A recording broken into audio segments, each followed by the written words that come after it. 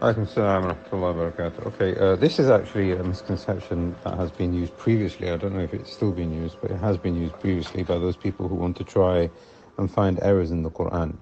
Surah Nuh, which is chapter number 71, ayah number, let's start at 15. Allah subhanahu wa ta'ala says, Alam taraw kayfa khalaqa Allahu sab'a samawatin tibaqa. Nuh says to his people, have you not seen how Allah subhanahu wa ta'ala has created the samawat, 7, one on top of the other?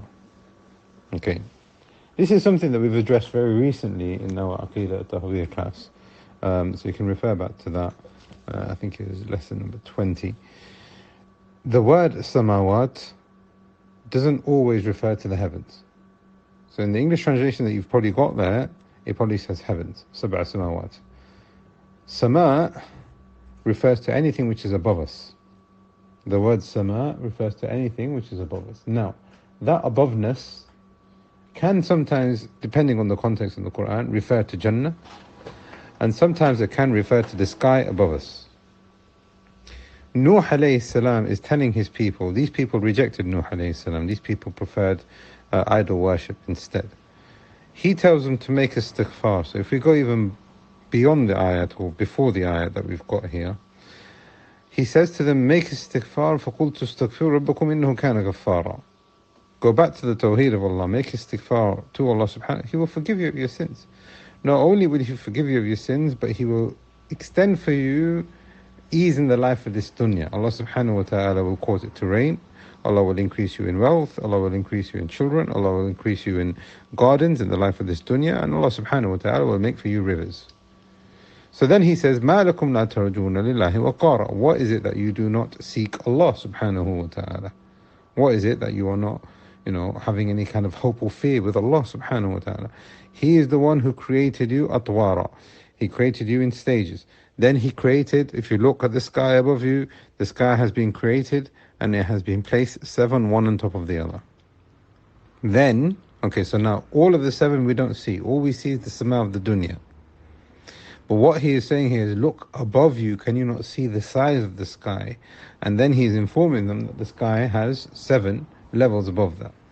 Okay?